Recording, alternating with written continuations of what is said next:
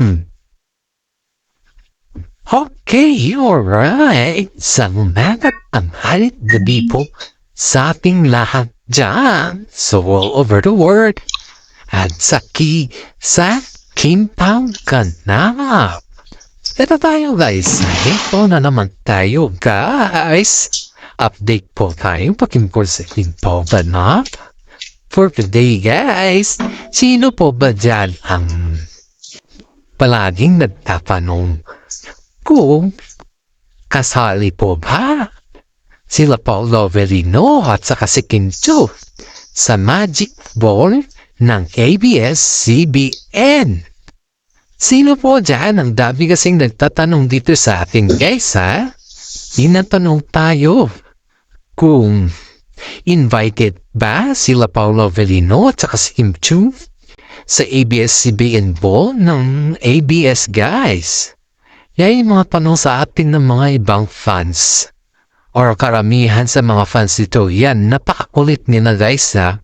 Yan talaga yung mga tinatanong nila sa akin kahit hindi ko naman yan in fairness ha.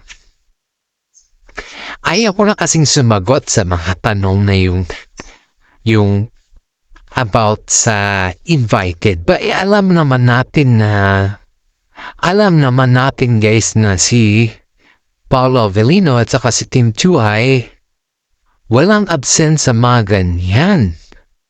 Eh siyempre may mga tao din kasi dito na kinukulit tayo dahil may gusto siyang malaman eh. May gusto siyang malaman guys. May nag-PM po sa atin na patungkol dito sa kila Paolo Avellino. Kasi syempre guys, di ba kagagaling lang sila Paolo Avellino na promote ng My Love Will Disappear nila sa ibang bansa. At ito ang pinaka-nasaklap pa, nag-absent si Kimi sa Showtime. Pero hindi siya nag-absent dun sa jogging nila ni Paolo. Oh my God! My God, Pao! Ikaw na! Ikaw nang the best! Eto pa! O diba nung galing sila ng promotion tapos nakasama din nila si Aki at yun ay very thankful sa Aki sa kanila kasi ilang taon pa lang naman yun guys. Hindi naman palagi nila makakabanding yung bata. Pero yung mga time na pumupunta sila dun, dalawa talaga sila Kim at si Paolo Avellino guys ay yun yung na-appreciate ng bata sa kanya at yun naman din yung na-appreciate ng mami ni Paolo Avellino kay Kim Chiu dahil even though hindi niya naman tunay na anak tong si Aki ba. Kumbaga lang is wala pang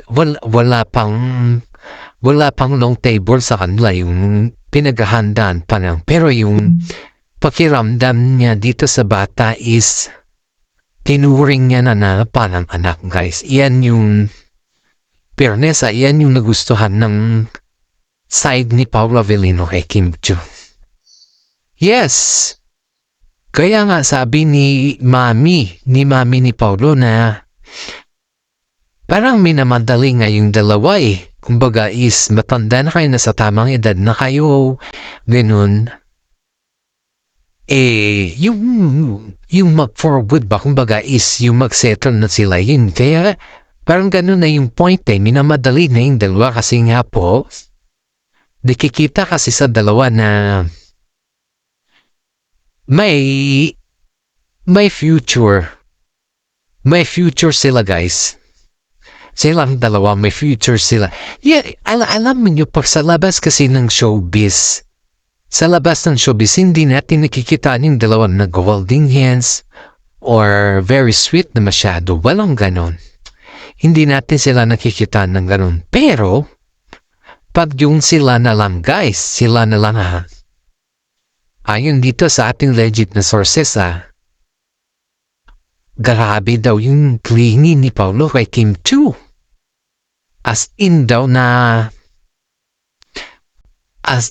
wife to be ang si Kim Chiu po is ang asikaso kay Paolo Avellino is wife to be. Yung pag-asikaso ni in fairness yung kwan dito guys in fairness yung pag-asikaso ni Kim Chu kay si Yan noon ay mas triple pala kay Paolo Avellino guys. Kasi iba kasi yung mga style ng mga Chinese na babae kaysa sa mga lalaki.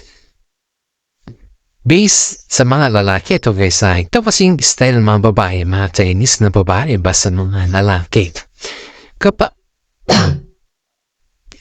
Ang mga babae kasi sa kanila is bihira lang na may bihira lang yung alam mo na. Diba? Sa kanila kasi importante bihira. Maasikaso yung mga babae sa kanilang asawa. Mapa-boyfriend man yan, girlfriend man yan. Maasikaso sila guys. Wala kang masabi. Talagang asikaso sila. And ganun naman si Kim Chu guys. Dapat yung babae sa kanila kasi is sa bahay lang yan. Lalo na pag may mga anak sila. Ganon sila. Lalo't kung may mga anak ba sila. Kung kumbaga is ang nakatuon talaga sila sa anak, dapat na priority yung anak. Yun yung sa kanila. Pero ang lalaki kasi sa kanila is breadwinner ba? Talagang sila yung maghanap buhay. Halos sa kanila yung gasto, halos paggatian, ganun kasi yung style. Dahil ito, nakita mo naman na si Kim Chu ay pinakita niya talaga paano niya asikasuhin si Paolo Avellino.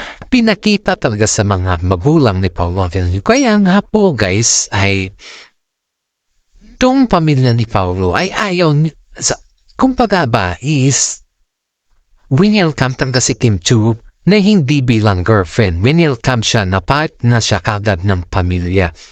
Kaya dito na pagtanto yung mga ibang netizen guys na unfair daw sa mga ex ni Paolo Avellino kasi hindi daw trinato ni mami niya ng ganon ang mga ex niya. Aba, ito naman ang tanong natin. Kung unfair, ang tanong ko or ang tanong ng makaramihan is ilang babae na ba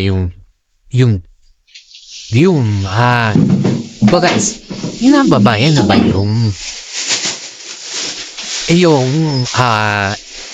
paano dito mag-spoil is that ilang babae na ba yung pinunta ni Paolo Avellino sa bahay nila? Di pa si Kim Chu lang. Presenta niya mismo sa parents niya. Si Kim Chu lang, di ba?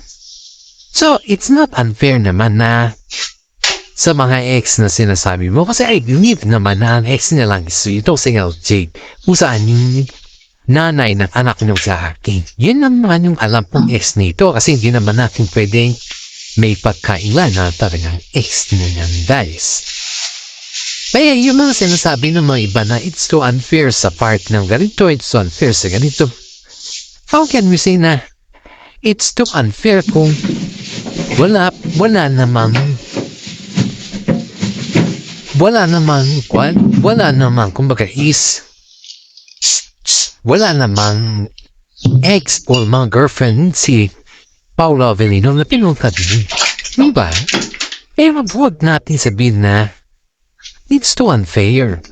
Kaya marami dito guys ang masasabi na napaka-unfair daw ni Paolo kasi mas pinaboran daw, kumbaga is mas ang laki daw ng presence ni Kim Chu sa pamilya niya, samantala daw yung mga ibang ex niya is minsan lang daw siya pinagbibisita to. Kumbaga is nagtatampo sila kasi minsan lang daw, pero hindi daw mismo sa pamilya hindi daw mismo sa bahay ni Paolo Avellino, sa Baguio, or just siguro sa mga hotel lang o sa mga restaurant guys. Hindi daw mismo sa bahay ni Paolo, pero itong si Kimi mismo daw sa bahay ni Paolo Avellino. Eh, unfair daw kasi ang ganda daw ng mga welcome at may mga regalo pa na hindi daw nangyari sa mga ex ni Paolo Avellino. Hindi raw naramdaman ng mga ex ni Paolo Avellino. Ganun kainit yung pagtanggap nila sa kanila. Ito naman yung mga tanong. Yan po yung mga tanong ng mga, yan po yung mga comment pala. It's not tanong. Yan pala yung mga comment ng mga tao, mga fans, mga basers nito guys. Kay Paolo Avellino kung bakit kailangan pa ba daw niyang i-deny na marami na din siyang naging ex? Dahil, bakit daw niya kailangan i-deny? Kung i-deny daw niya na palagi, ibig sabihin, may tendency daw ba na i-deny din na si Kim Chiu? You know guys yan po yung question ng mga commentors or mga basers natin patungkol kay Paolo Avellino guys. Yan po yung mga question nila. Pero in fairness ang titindi namang question nila guys. Dahil sabi ni Paolo dito na hindi naman daw niya dinedeny yung kanyang mga ex. Dahil nag-iisa lang daw, ang alam daw niya kasi nag-iisa lang yung kanyang ex. At ang gusto daw niya is yung may privacy ng relasyon niya. Hindi daw sinasa publiko, which is tama naman. Pero sa manalagay kasi ng mga iba dito guys, feelingera at saka feelingero. Gusto kasi nila yung lataran. Kaya yun.